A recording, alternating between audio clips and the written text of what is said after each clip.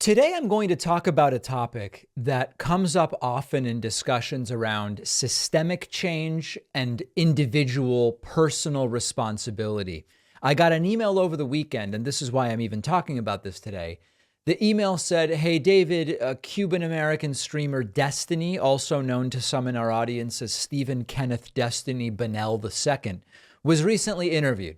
And Destiny said, it's not hypocritical to, on the one hand, say, hey, we need these systemic changes, but on the other hand, to encourage people to take responsibility and give advice that tells people individually how to best solve their situation, even if you're not making the systemic change." Now, I haven't been able to find the clip. Doesn't even really matter, because this is a very important topic and I want to talk about it today because people have said to me, I get emails, when we do segments on the finance channel, or people call in during live calls with personal finance questions or whatever the case may be.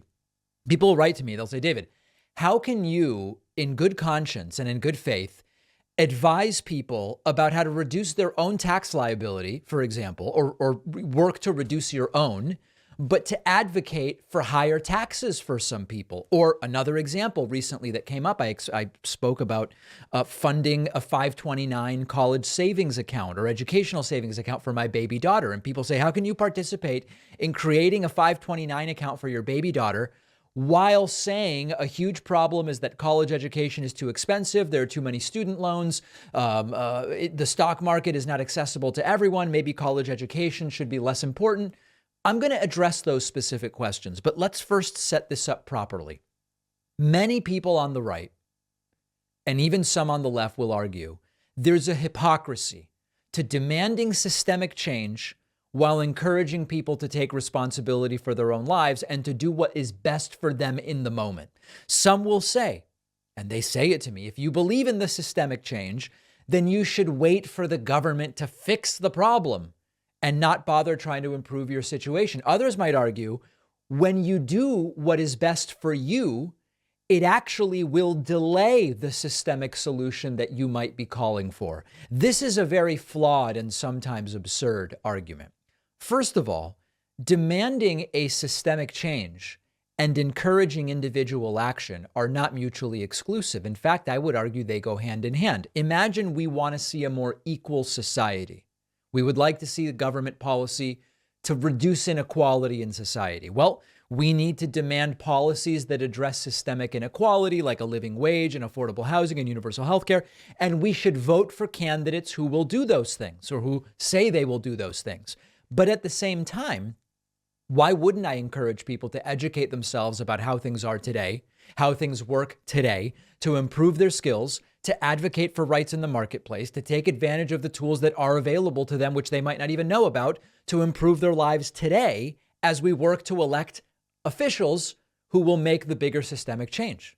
Secondly, for me as a progressive, demanding systemic change is not about giving up personal responsibility. It's about acknowledging, here's all the things I can do, but there is a superstructure, a systemic reality that is above and beyond what I can do. It doesn't mean I don't do the things I can do. It means I understand there's a second layer to it. Some on the right like to say, listen, you want healthcare for all so that you, David, as a self-employed person, don't have to buy your own healthcare. That's what I do right now.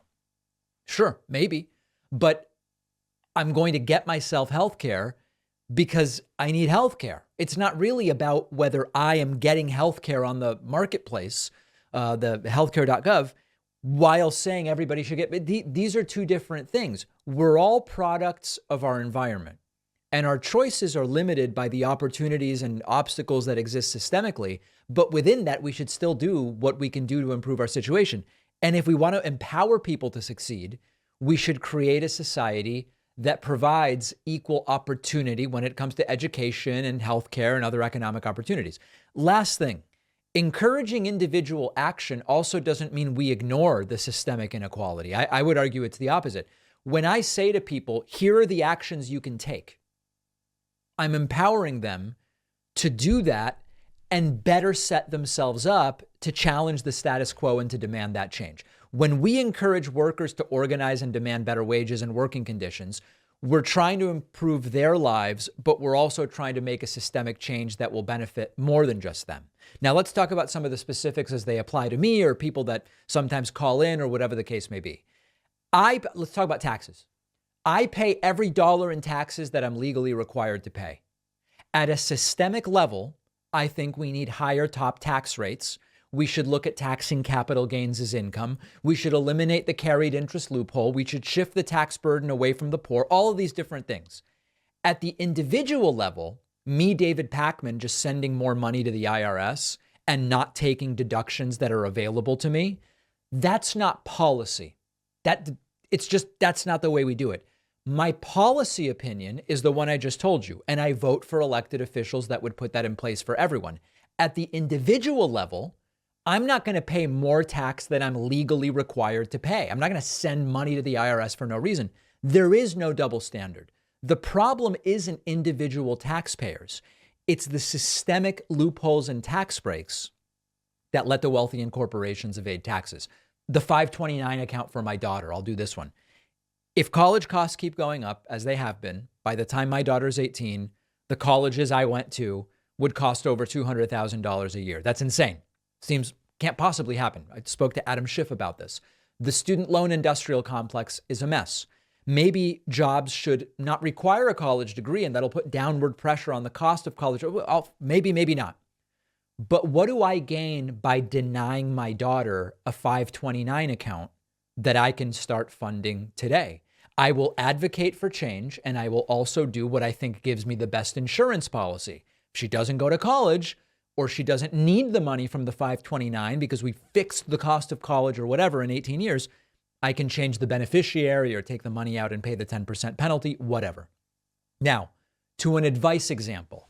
If someone came to me and said, I'm struggling, I need to make some more money, or I want to make more money, am I going to rant to them about income inequality, tax loopholes for the rich, and that we should have universal basic income? Those are systemic ideas. I would tell them, have you looked at a side business? Is there a certificate you can get to earn more money at your current job? Is your resume updated? Is there a skill you can monetize? There is not a hypocrisy or double standard between advocating for systemic change and in the meantime, advising people to do what is best for their families. We have a caller who called in and said, I have my partner is trans or my daughter is trans. I live in a deep red state. It's getting really ugly. They're passing all this legislation. Systemically, we should work in every state to protect trans people. At the individual level, I said to them, you've got to decide for yourself, do you need to move to a different state if you're able to, in order to do what you think is best for your family right now? Sure, in 20 years, we might effectively protect trans people in whatever state it was they were calling from. But in the immediate, if your family's in danger, I'm going to say, no, you've got to stay there. And of course not, okay? Not a double standard. Let's understand the difference between the systemic and structural and the individual. Apparently, Ben Shapiro believes that localities could or should ban men. And we will ban men from wearing women's clothes. You heard that right. According to the pro-freedom folks, it's not enough that we live in a society where people can wear whatever they want. We need to restrict what people can wear on the basis of their gender. Now, I'm going to play the clip for you, and you're going to notice that there are some real complexities here about how you would even enforce this. I would argue it's not even legal, but remember, this is someone who's about freedom, and listen to what he's calling for. Should wearing dresses and skirts be illegal for men in public? If so, should wearing pants for women be illegal in public? Well, pants not so much, because there is a female version of pants that is nearly indistinguishable in many cases from male pants. But men wearing traditional female clothing in public, I think that there's a case that local communities should be able to stop that. Sure, I mean, we have local laws about being naked or indecent exposure, or at least we used to.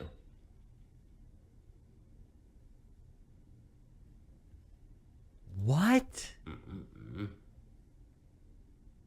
Guess he's reading some chat message now. See if he says more about it.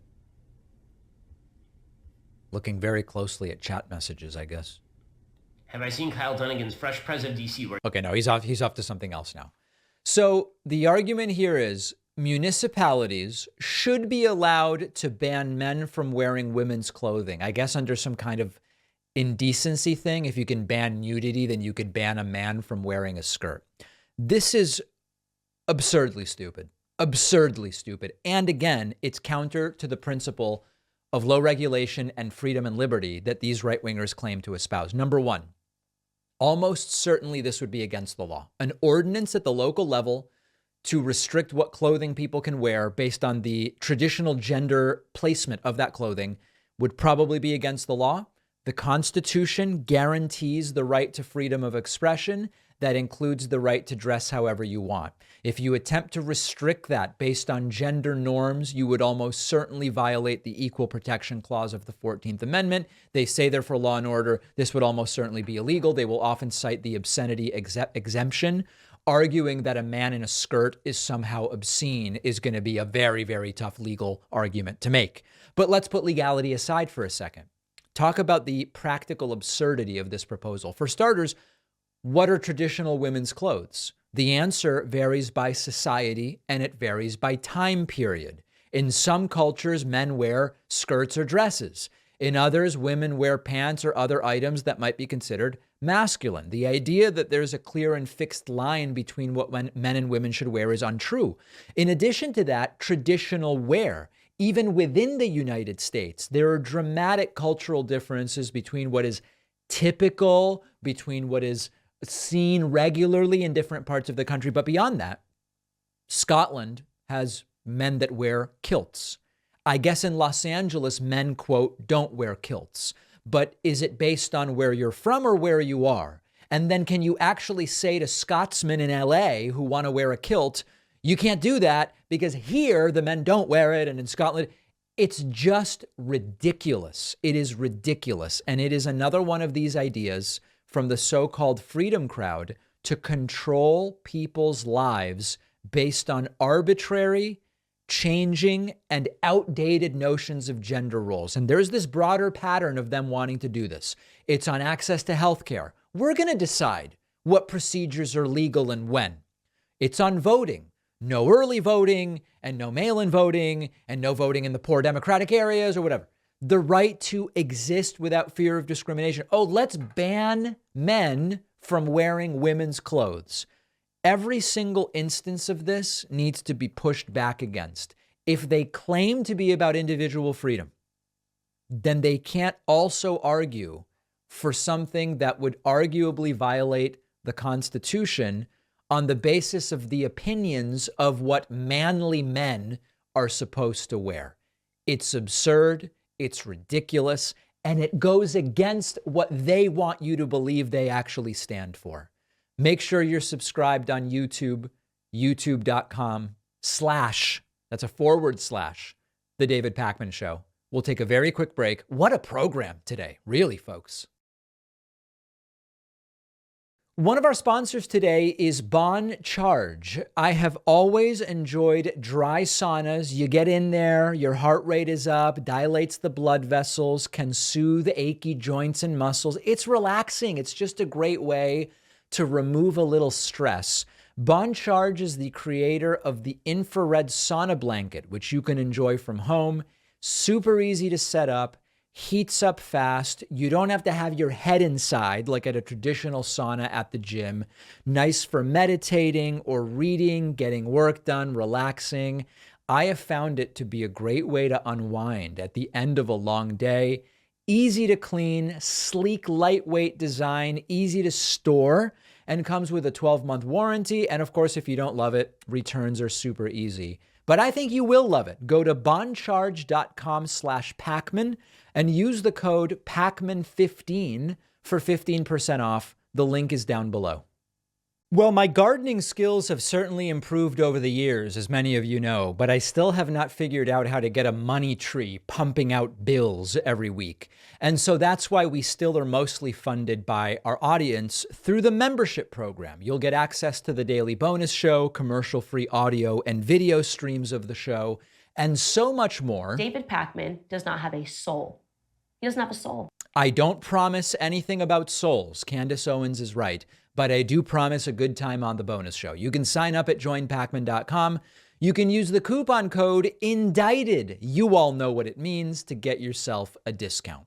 I'm going to play something very interesting for you today. It's delusional, it's deranged, it's backwards, as much of the American right wing is, but it opens up a very interesting conversation. A Republican candidate for governor, Mark Robinson, who happens to be black, and this is very relevant to what we're going to hear from him, is in favor of reparations, but not the kind you might think of. What Mark Robinson says he wants for reparations is black people should give white people reparations as a thank you for ending slavery. Yes. Now, I know you're saying, wait, but David, that doesn't make sense for so many different reasons. Of course. But let's first listen to what he had to say in its full ridiculous glory, and then we will talk about it. There are some people that were talking about reparations in this country. They wanted reparations. And I remember I made this particular liberal so angry at me because I told them right to their face, nobody owes you anything for slavery. If you want to tell the truth about it, it is you who owes. It's you who owes. Whoa. Why do you owe? Because somebody in those fields took stripes for you. Somebody, after those fields were ended and slavery was ended, somebody had to walk through Jim Crow for you. Somebody fought wars and died for you. Somebody lived less than because they didn't have what you have, and they did it for you. There are people in their graves right now, and they are there because they were willing to stand up and fight for you. Those folks on the Edmund Pettus Bridge carrying American flags, take that, Colin Kaepernick, living in a society that he could scarcely acknowledge, something that he has never known, living with a bigotry that none of us can imagine. Right. Carried American flags on that bridge. And when they were hit upside the head with nightsticks and shot with water hoses and knocked to the ground, they got up and picked those flags up and kept marching. All right. So I guess he's saying not only do black people today owe white people reparations, they also owe earlier black folks who are no longer alive reparations, which is weird. So this is unreal stuff. And this is what happens when you just become a contrarian for the sake of contrarianism. Now, I think that there are perfectly reasonable critiques about reparations, and we've talked about them before. You can come down on either side as far as reparations go. But the idea that black people owe white people money for freeing them from slavery, ignoring that they were the ones enslaving the black folks to begin with, is really something else. It's like asking for praise for putting out a fire that you started. And the other important thing to remember is that many white people, including the slave owners, didn't want to end slavery. He's sort of pretending like, listen, white people ended slavery, so you should thank them. No. A whole bunch of white people did not want to end slavery, and they lost the Civil War over that. It's a wacky argument to make. And by the way, even after slavery was legally abolished, we still saw black folks facing segregation of all kinds, discrimination, oppression in the form of Jim Crow laws, systemic racism, and so much of that legacy that we followed through hundreds of years. This is really wild. And I'll be totally honest with you. I don't even know if Robinson genuinely believes this. This is the virus, the mind virus of contrarianism, of if anybody on the left is suggesting X, then I need to make clear that the opposite of X is actually what we need.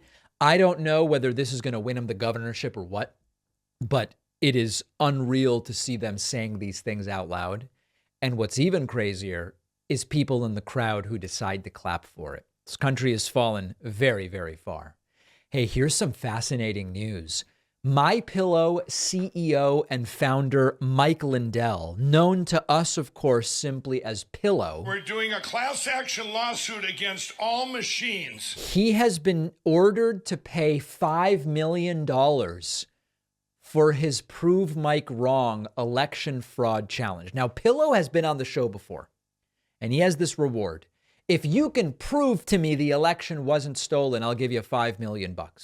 Well, a judge is saying he's going to have to pay up. Washington Post report. This is just the best. MyPillow founder and prominent election denier Mike Lindell made a bold offer ahead of his cyber symposium, or as he calls it, a symposium, he held in August 2021 in South Dakota.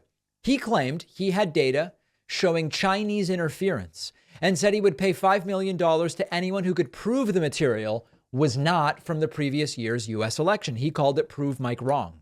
On Wednesday, a private arbitration panel ruled someone did.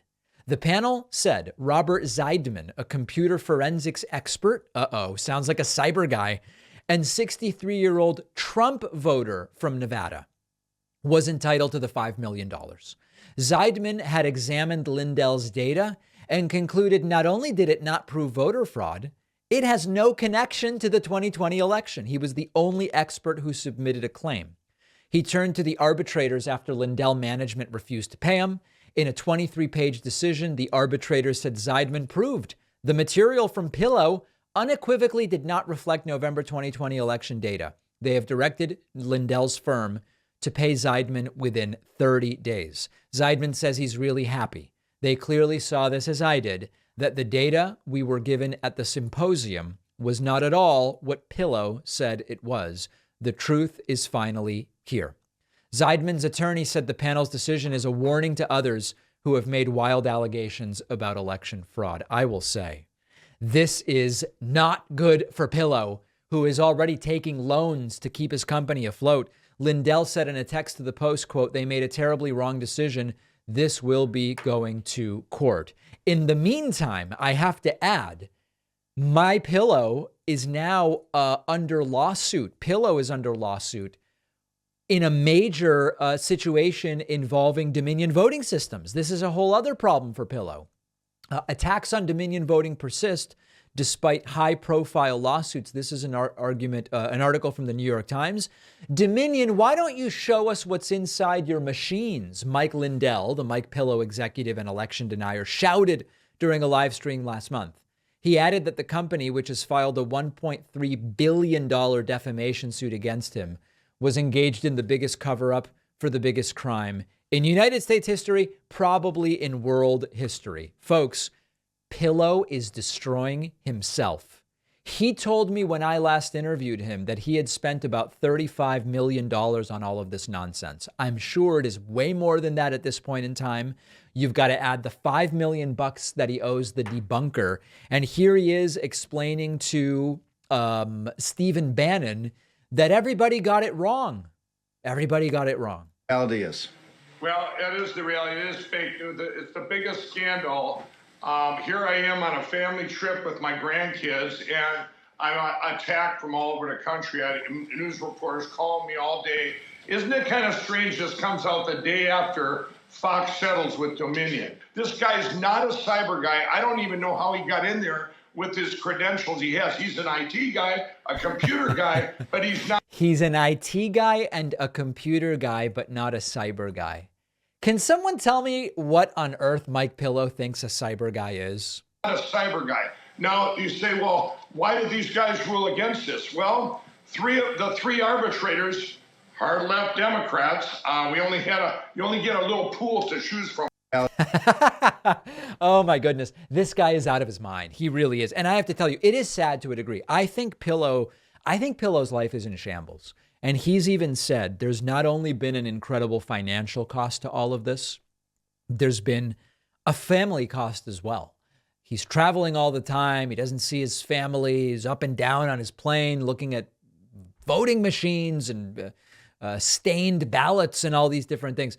This guy has destroyed himself of his own doing. And it is sad to a degree, but he has been so corrosive and destructive to the pillars of American democracy that I have to say, my empathy only goes so far.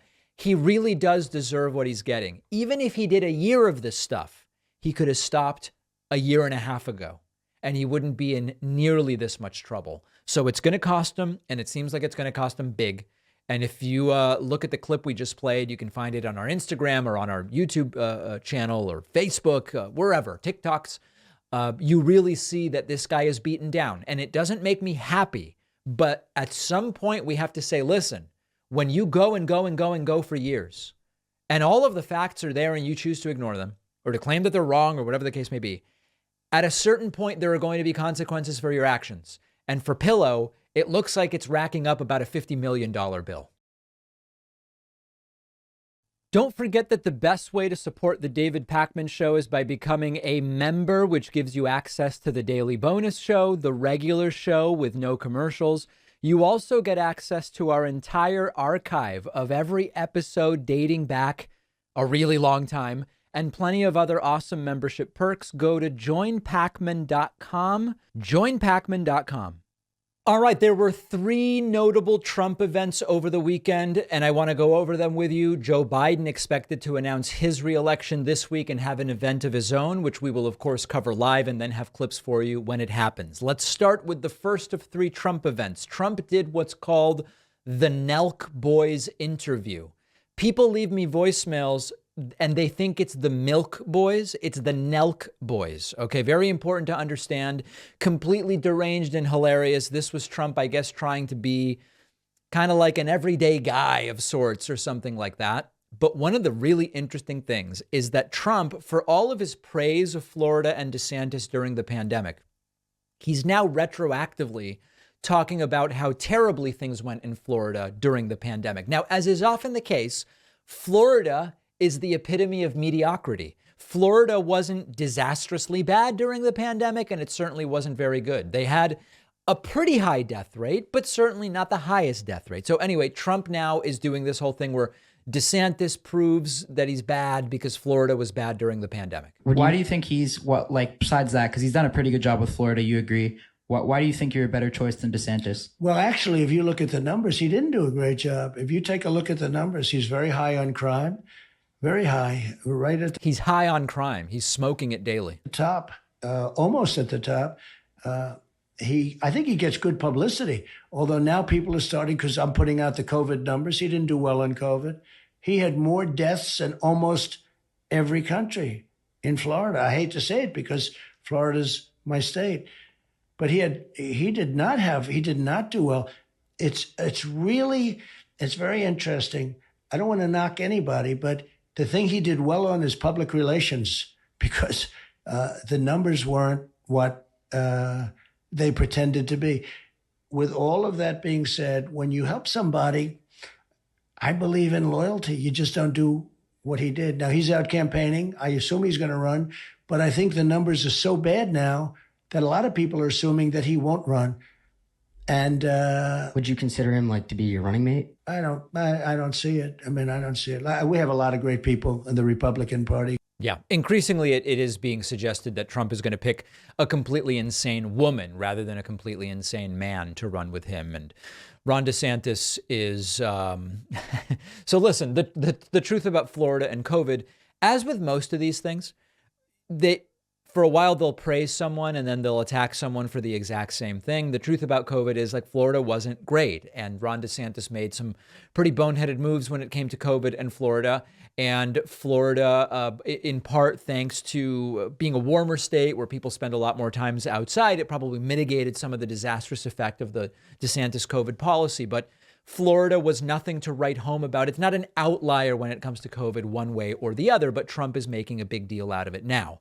The topic of dictators came up during the interview with the Nelk Boys, and Trump, of course, praised dictator Kim Jong-un and just generally seems really impressed with dictators. This will come up later in our segment on the show about Trump's interview last night with Fox News' Mark Levin about Trump's infatuation with dictators. But here's just a little preview, Trump talking about Kim Jong-un. Another thing I want to ask too, something historic that I'm always amazed by what you did is how you got along so well with all these world leaders, especially Kim Jong-un. Now, I have to pause it right there, and I'm not going to pause it again during this segment. This shows how the Nelk Boys don't know anything. If you know anything about the history of American presidential relationships with North Korean leaders, it's not a surprise that once an American president agrees to meet with a North Korean leader, if he is impressed by the apparent charisma of that North Korean leader, they're going to say, hey, I did something great. It's amazing that I've been able to maintain this good relation now in person with this leader. North Korean leaders, going back to Kim Il-sung, have been interested in and wanted to meet with American presidents and get the exact sorts of photo ops that they got from Trump, because it's good for them. It's good for propaganda value. It's good for showing, look, we're respected the way American presidents are.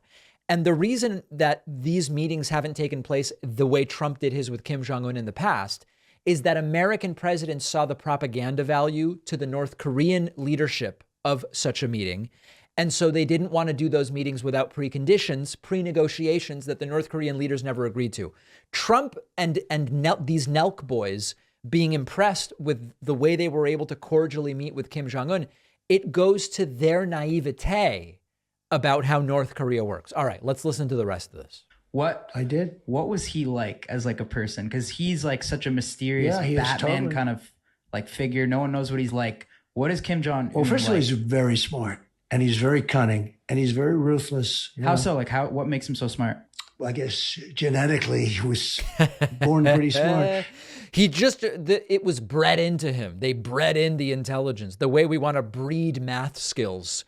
Who was it? Candace Owens, who said we need to breed math skills into our kids in order to be better than the South Koreans, I guess. Don't forget, he took over a country at 23. And even though he was sort of like, it was like an inheritance, this is a country with smart, energetic people. He, from a very early start, got it. He took it over from his father, but very young. And you had generals and you had all of these people and armies and, everything. And he gained control. And let me tell you, he is the boss of that country, but I got to know him very well. Yeah. Might be interesting to lead with an absolutely brutal dictator oppressing in a completely almost beyond words way about 25% of the North Korean population, oppressing more softly another 50% of the population, and creating this kind of overclass of his sycophants and suck-ups with another 20. Like that's where I would start rather than cunning and amazing and incredible what he was able to do. Okay, only someone who understands no history could ask that question or answer it in that way. Trump at another point when talking about this J6 song says he didn't even know what Billboard was or what iTunes is until, I guess, a few weeks ago. And it was done by the J6 prisoners who have been treated horribly. When you see the way Antifa got treated and so many others that did such destruction and caused death, and these people were treated horribly, and they asked, would I do a voiceover? I did basically a voiceover of the song. And it went to #1 on Billboard, on iTunes. These are names I never even heard of 3 weeks ago. But iTunes, #1, Billboard, #1. Billboard's like a big deal because that's sort of like, you would tell me. But as you know, it went to it's Donald J. Trump and the J6. Yeah. Interestingly, iTunes has actually been shut down years ago. It's now Apple Music and then Apple Podcasts and Apple TV. So one of the funniest things is Trump says he didn't learn about iTunes until a few weeks ago. It actually was shut down years ago. It's all just a mess. And then lastly, during this interview with the Nelk Boys, Trump says if he was leading a South American country, he would just dump the prison population and the, quote, mental institution population right into the United States, which he claims they are doing, which they are not. Who wants an open border where people from mental institutions are being dumped into the U.S., where people from prisons, where entire prison populations of countries are being, and I do the same thing. If I was the president of a South American, or not only South American, they're coming from all over the world. He may not know the names of any South American countries, which is why he paused like that. They're dumping their prison population into the United States of America. They're dumping their people from mental institutions and words that aren't used anymore. Insane asylum. Did you ever hear? You're too young. That's where Silence of the Lamb. Of course. That's the Lamb. It's Silence of the Lambs, right? That's where Silence of the Lamb happens to be, what's his name? represented. but insane asylums. These are seriously sick. They are being dumped into the United States of America. Yeah, huge, massive dumps. They're not happening, though. That's untrue. It isn't happening. The most depressing thing about the Nelk Boys interview to me is that these guys, these Nelk Boys, basically seem like suck-ups to Trump. They don't know anything about history. Their questions, they can't even form an actual critical question because they lack such knowledge. And that's why Trump is so impressed with them. Trump walks in and everybody's throwing bouquets at each other and they got Trump a gift. Whereas if Trump appeared on a single podcast that could actually assemble a logical interview, you would have a very different outcome. That I can assure you. All right, let's now move to Trump's next weekend appearance. He appeared last night on the Mark Levin program on Fox News. This you have to see. The topic of Richard Nixon came up, the disgraced former American president. And Trump delivered a 2-minute word salad that is almost beyond linguistic comprehension. This may be Trump's worst interview of the year. It's only April, but folks, it'll get worse. But this may be Trump's worst interview of the year so far. Let's listen to Trump's completely confused word salad when the topic of Richard Nixon came up. He was a very tough guy. He was, I guess some people would say this about me too, he was his own worst enemy. I mean, I could say that a little bit about myself, much less so than people think, I will say. But he was sort of a paranoid guy. And that's okay. You know, you keep your guard up. I don't say that badly. This is just an electric amount of energy from Trump, as you can see. You can also tell Trump's a real history buff. His views on Henry Kissinger were very interesting. I won't tell you exactly. I get along pretty well with Kissinger, but I tell you his views on Henry Kissinger were not so hot. And he was a tough guy. And they went over to tell him that you have to get out. His biggest regret, according to his daughters, and I think according to him pretty much, was that he didn't fight. They went over there one evening. Barry Goldwater headed up the delegation, and they had some senators and some congressmen. And they went over to tell him he's got to get out. And he left the following day or the following morning. And his biggest regret was that he didn't fight. Because it wasn't really like him. And I find that very interesting. And his daughter, when I got impeached twice By the way, it's not that Nixon didn't fight. Yeah, Trump, the history buff. Nixon fought and fought and fought until courts made him turn over the tapes that showed he was complicit in the scandal. And leaders of his own party approached him and said, "We will impeach you if you don't resign." Nixon did fight, but the Republican Party had the strength of will or the moral clarity, I mean, I don't want to overstate it, to say, hey, you got to go. It wasn't made up of lunatics like Jim Jordan and Marjorie Taylor Greene at the time, but Nixon did fight. Yeah, really crooked, disgusting politicians. You know, they just happen to have a majority, and the Democrats do stick together, and they, on a perfect phone call, think of it, on a perfect phone call. This was a call that, I remember Tim Scott, the senator from South Carolina, read this. He was the first one to say, he read the call because I had it was taped. The call was taped.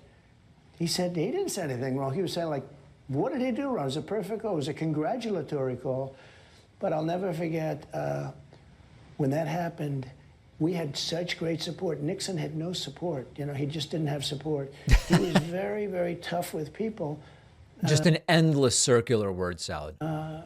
I get along with people. I mean, I have great Jim Jordan and all these congressmen are great. They're really incredible people. They're fighters, all right, too. So Trump, there's more, but we'll stop it there. Just electric energy from Trump, as you can tell. Then, as I told you earlier, the topic of dictators came up. And I kind of like this question from Mark Levin to a degree, where he points out, you seem to really get along well with genocidal maniacs. What's up with that? And I know Levin's not even really trying to be tough, but it is a funny moment. Take a look at this and keep an eye on Trump's reaction. Let me ask you a question about that. You have really fascinating letters in here from Putin, from Xi, from Un in North Korea, and I can go on and on. And what I notice, there's a common thread.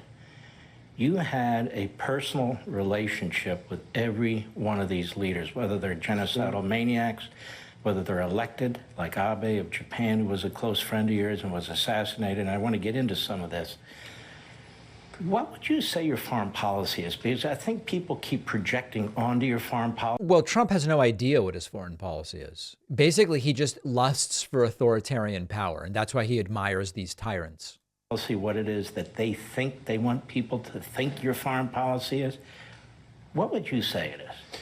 So I think more than anything else, and it was a very personal relationship, and, you know, it was sort of a weird situation. The tougher they were, the better I got along with them. And that's probably a good thing, because it was the tough ones that had the big, powerful countries, the ones that can do destruction. Yeah. This is so much simpler. This is so much simpler. For whatever reason you want to say it is, and you could say it's because of Trump's relationship with his father, you could psychoanalyze, you could come up with 20 different reasons as to why. Trump is enamored with these authoritarian strongmen, and sometimes they are genocidal dictators. He's enamored with them. Trump's not impressed with diplomats like Angela Merkel or Justin Trudeau, Emmanuel Macron. He's not, it's not impressive. And in fact, Trump's relationships with our historical Western allies were significantly damaged while he was president. And the U.S. was increasingly not even a part of many important discussions with our historical allies while Trump was president. Trump was enamored with the dictators and the authoritarians. And that's fundamentally what it is. And we could psychoanalyze back, you know, till the, as long as the day is, we could speculate about that. But that's the reality. One more weird moment from this interview with Mark Levin on Fox News. Trump says that China raped America. And I got it back in the form of taxes, tariffs, and other things, and with hundreds of billions left over. And no other president got 10 cents, and yet I got along with President Xi incredibly well. But I was stopping the rampage. It was the rape of America. That's what it was. It was the... Yeah. The rape, China raped America is Trump's latest thing. These interviews, mark my words, are going to get more and more insane as Trump's legal troubles worsen, potentially with more arrests and indictments. And if Ron DeSantis does get in the race, which I don't know that he's going to, we'll talk about it. If DeSantis does get in the race, it will also be hugely triggering to Trump. All right, final Trump event from the weekend that I want to go over. Donald Trump gave a statement of some kind. The lighting for a while now, the lighting has been terrible on these Trump videos. The new thing now is that the camera is out of focus. And also, the audio is out of sync with the video. So what you hear doesn't seem to line up with Trump's mouth. Very strange speech, but sadly, one of Trump's main big priorities, if he were to become your president again, is that he will put God back in schools, which is a really horrible thing to hear. To traditional religious teachings, under my leadership, we will bring back God to our schools and our public squares, and that will happen very quickly. On day one, we will begin to find the radical zealots and Marxists who have infiltrated the Federal Department of Education, and we will have them escorted from the building. Right. So day one, they will find Marxists, of whom there are essentially none in positions of power anywhere, and they will fire them, I guess, and escort them out.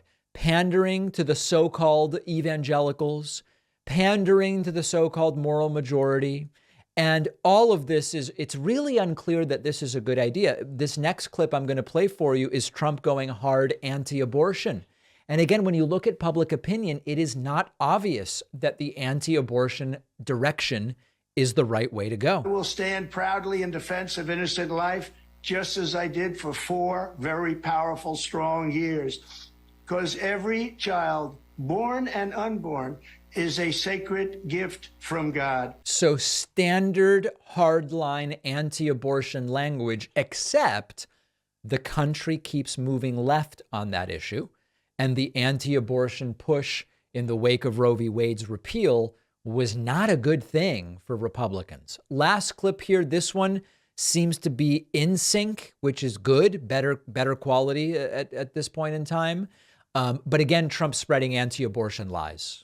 I will continue to stand strong against the extreme late-term abortionists in the Democrat Party who believe in abortion on demand in the 9th month of pregnancy and even executing babies after birth.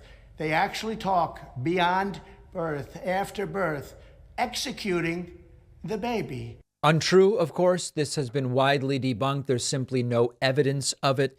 Part of this was claimed to be out of New York. Couldn't find any evidence of it. Part of it was, I believe, Virginia. They repeat it and repeat it. If you want to understand how that claim enters the standard lexicon of abortion, check out my clip from Thursday, The Anatomy of Right-Wing Propaganda, and it'll tell you how rumor becomes stated as if it were fact at the very top of the Republican Party. Insane weekend for Trump. It's going to be a crazy week for Joe Biden as well, expected to announce his reelection. We will have it all.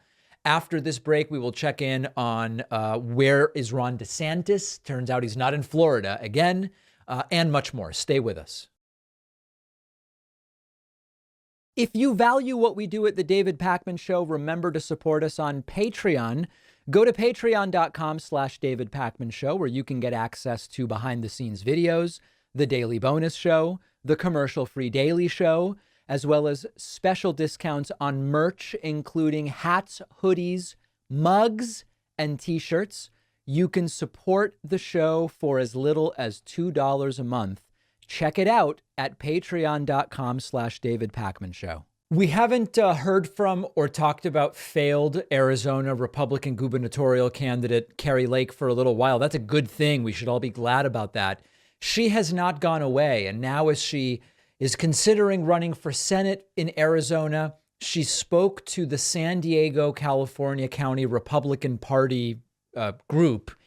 And she suggested that a new villain has entered. She suggested that Runbeck Election Services illegally sabotaged or even sabotaged her election. And one of the things that I want to explain here is there are sometimes reports about this type of thing that I don't think do a good job journalistically. So let me first play for you what she said, and then I'll tell you more about it. Election day happened and they were in a panic and they said, how do we stop this middle-aged woman who's hell-bent to shut down that border? How do we stop her? And they said, we're going to have to sabotage election day. That's exactly what they did. Starting at 6 a.m., the machines did not work on election day in Arizona. The machines in 60% of our voting locations didn't work. There were lines 4 to 6 hours. And it was primarily in the Republican areas. It was so bad. But what happened was they intentionally printed the wrong image on the ballot. Run back, somebody said it. You're following, aren't you? Everyone knows this. They intentionally printed the wrong image on the ballot. It jammed the machines. 60%. Everybody knows it, guys. Of the polling places, all of them mainly in the Republican areas, didn't work.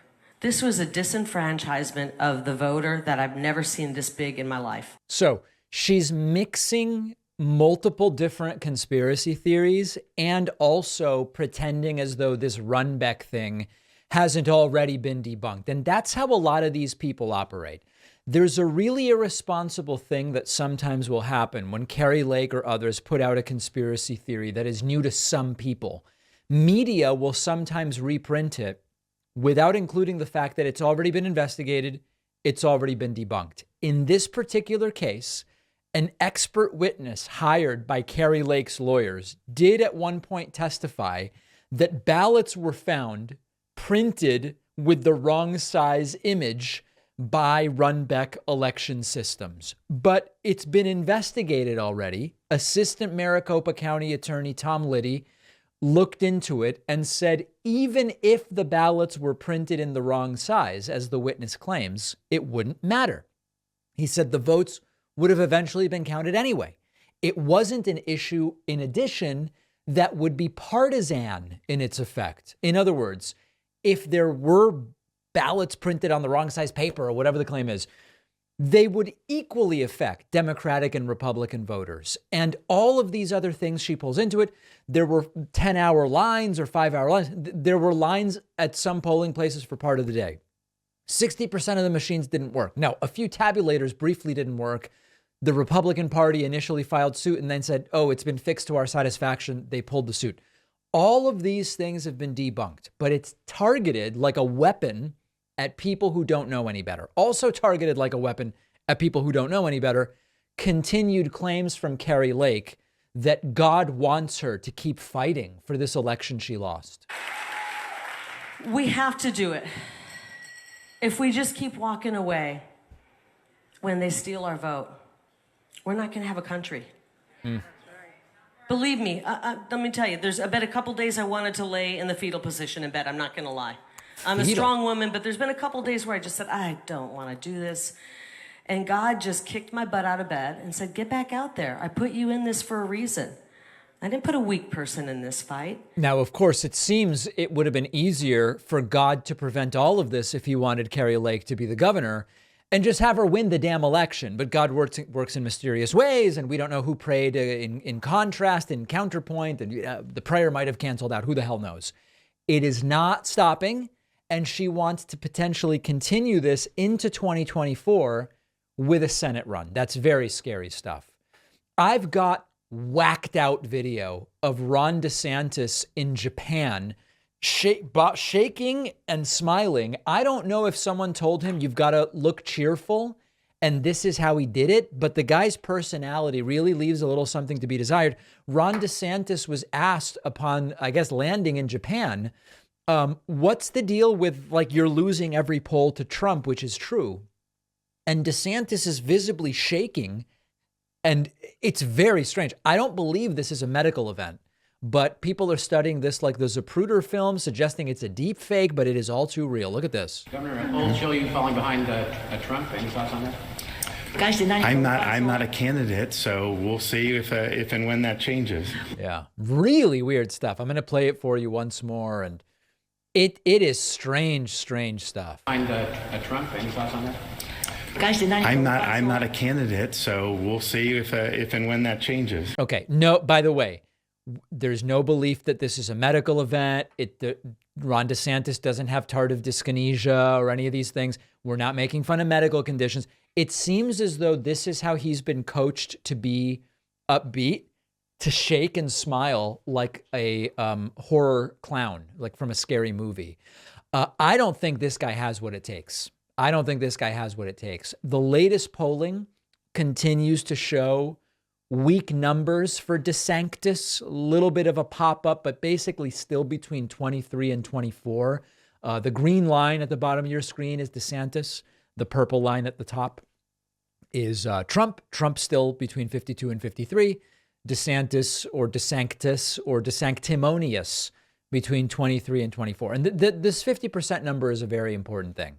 If you're Ron DeSantis and you're thinking about, do I run, do I not run?